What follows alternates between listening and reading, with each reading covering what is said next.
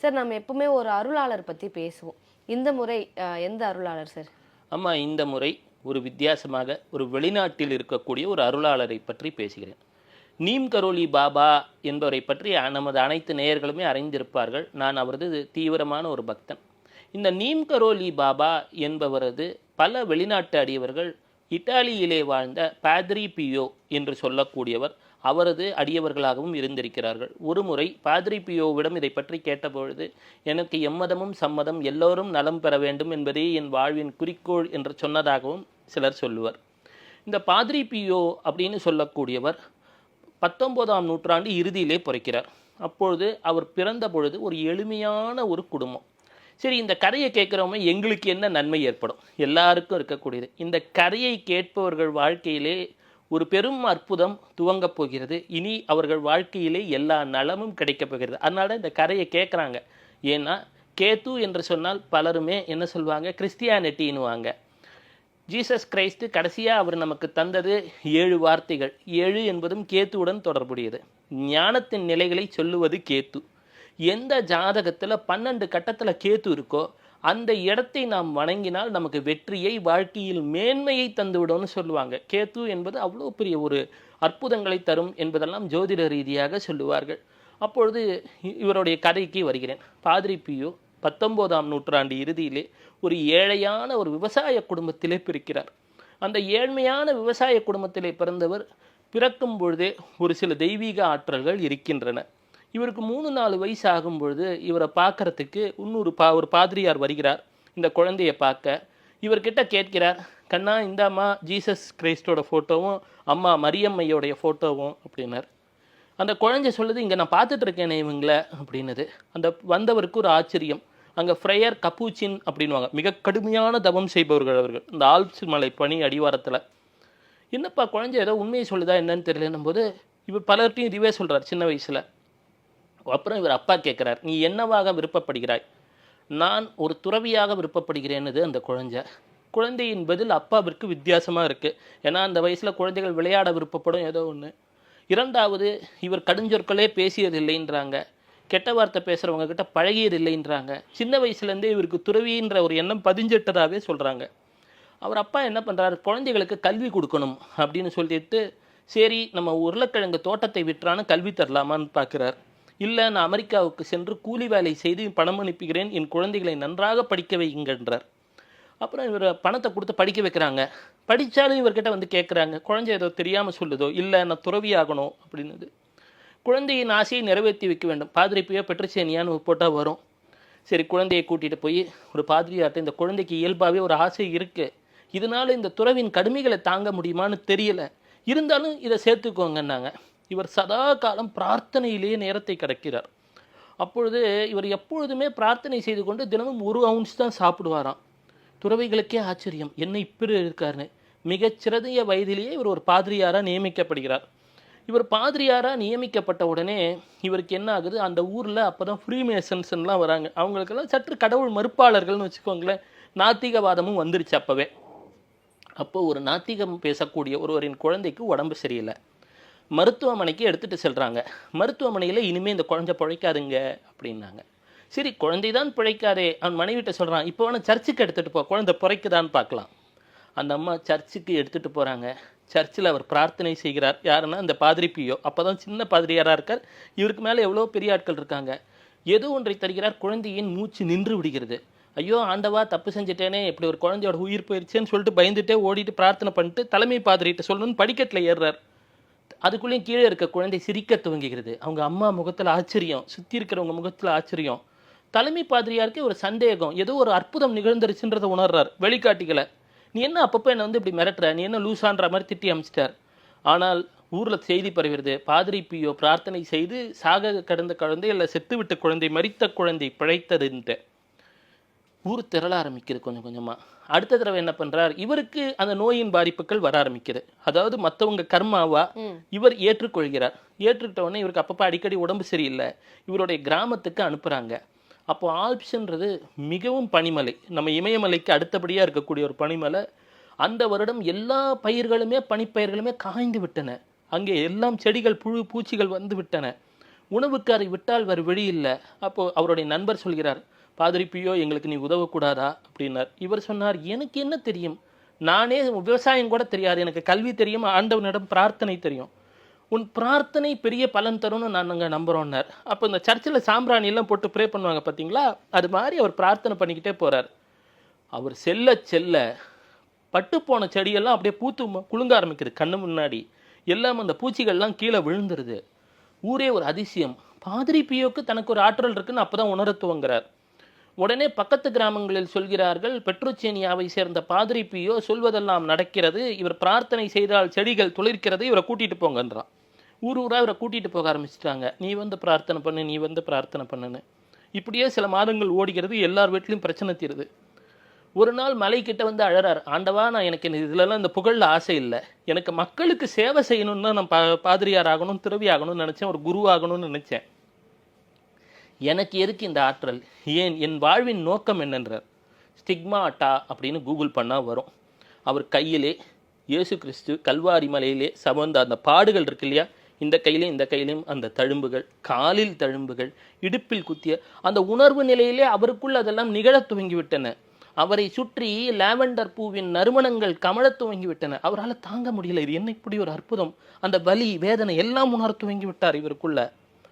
ஆண்டவா நான் புகழே வேண்டான்னு நினச்சேன், நீ செய்யக்கூடிய அற்புதங்களுக்கு ஒரு சாட்சியாக இருக்கலாம்னு நினச்சேன், என்னை சுற்றியே இதெல்லாம் நிகழுதுன்னு சொல்லிட்டு இவருடைய தலைமை பாதிரியார்கிட்ட ஓடி போகிறார்.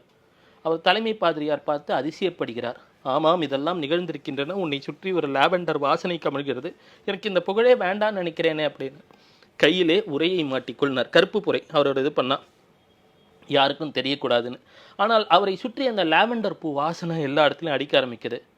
பிரார்த்தனை இவர்கிட்ட வந்து யாரான ஒரு பிரச்சனைன்னு சொல்ல வந்தாங்கன்னா இவர் மனசில் இருக்கிறத படிச்சிடுறார்.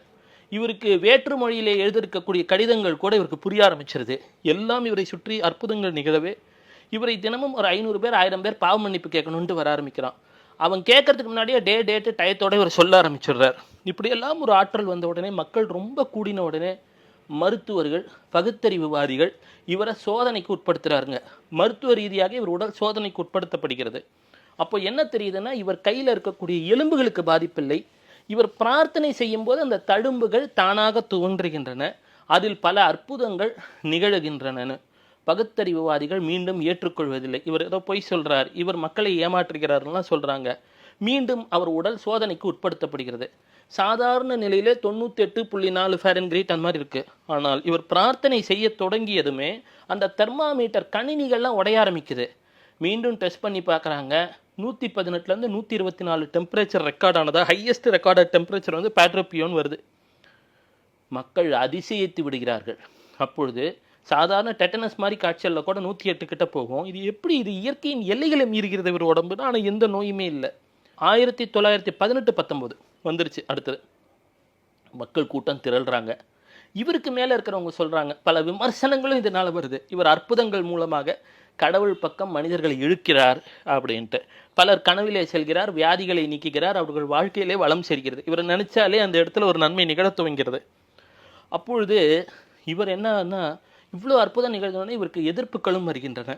அவருக்கு மேலே இருக்கவங்க சொல்கிறாங்க, வீணா எதிர்ப்பு, இனிமேல் நீ இதெல்லாம் சொல்லாத, நீ அமைதியாக இருந்துடணும்னு. இவரே என்ன பண்ணுறார், எல்லாவற்றையும் விட்டு ஒரு 12-13 ஆண்டுகள் தனிமையிலே தவத்திலே ஒரு அறையிலே உட்கார்ந்து விடுகிறார்.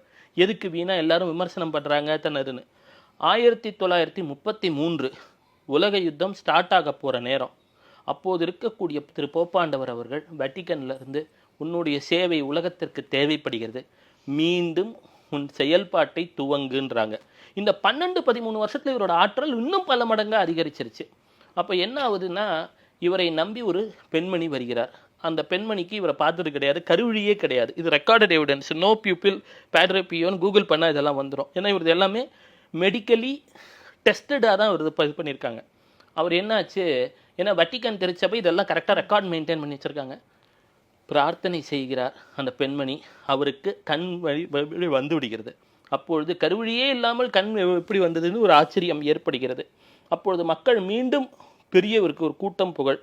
மற்றொரு முறை என்ன ஆகிறதுனா, இவருடைய பிளட்டை எடுத்து டெஸ்ட் பண்ணுறாங்க.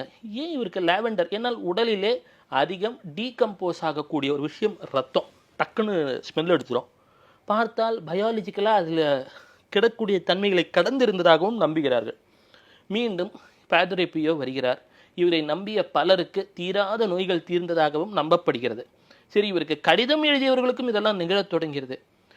அப்புறம் ஒரு விஷயம், 2-3 இடத்துல பாதுரே பியோ தோன்ற துவங்கிட்டார். இங்கேயும் இருப்பார், ஒரு 100-200 கிலோமீட்டர் தள்ளியும் இருக்கார், அங்க நாத்திக்கு பார்த்தேன் என்பார். இந்த மாதிரிலும் இவருடைய அற்புதங்கள் பெருக துவங்கிட்ட. உடனே என்ன ஆகுது, ஒரு தடவை இவரோட 2ஆம் உலகப் போர் உச்ச கட்டத்தில் நடக்குது. இவர் வாழ்ந்த ஊர் மேலே கரெக்டாக ஜெர்மனியும் இதுவும் அமெரிக்காவும் சண்டை போடும்போது குண்டுமழை பொழியறதுக்காக ஆட்கள் வந்திருக்காங்க. திடீர்னு வானத்தில் ஒரு வெள்ளை உருவம், ஒரு ஜொலிப்புடன், ஒரு நல்ல ஒரு தேஜஸோட, இங்கே இப்போ குண்டை போடாது, இங்கே மக்கள் இருக்காங்க, இந்த பகுதியில் நிற்காதுன்னு இந்த பைலட்டுகளை விரட்டுகிறது வானத்தில். சரி, இது ஏதோ தற்செயலாக நடந்திருக்கும் போல இருக்கு அப்படின்னு சொல்லிட்டு பைலட்டுகள் என்ன பண்ணுறாங்க, திருப்பியும் மீண்டும் 2 நாள் கழிச்சு வராங்க, திருப்பியும் நடக்குது. அப்புறம் இந்த யுத்தமெல்லாம் முடிஞ்சு கீழே போய் பார்த்தா பாதுரே பியோ என்ற அந்த துறவி இருந்திருக்கிறார். அவருடன் அவர்கள் புகைப்படம் எடுத்துக்கொண்டு அவரை பின்பற்ற துவங்கினாங்க. இதை தவிர இவர் வாழ்க்கையிலே இன்னொரு அதிசயம், இவரை எதிர்த்தவர் 1918 இவரை சந்திக்க வர்றார். ஏன்பா இன்னும் 50 வருஷம் தானே இருக்கு அப்படின்னார். திருப்பி அடுத்த வருஷம் வரான் 49ன்னு. கரெக்டாக அவன் என்னைக்கு இவரை சந்திச்சானோ 1968 செப்டம்பரிலே அவர் தன் உடலை துறக்கிறார். இவரை எதிர்த்தவனே இவருக்கு ரொம்ப சீடனாகி ரொம்ப அழத்துவங்கி, ஐயா எங்களை விட்டுட்டு போறீங்களேன்னு கேட்க போகிறான். அப்போ சொல்கிறார் பாதுரே பியோ, இந்த உடலை விட்டு சென்ற பின் என் செயல்பாடுகள் அதிகமாக இருக்கும். யார் என்னை பற்றி நினைக்கிறார்களோ, பேசுகிறார்களோ, எக்கணம் நினைக்கிறார்களோ, அவர்கள் வாழ்க்கையிலே அன்று முதலே வெளிச்சம் வந்துவிடும் அப்படின்றார்.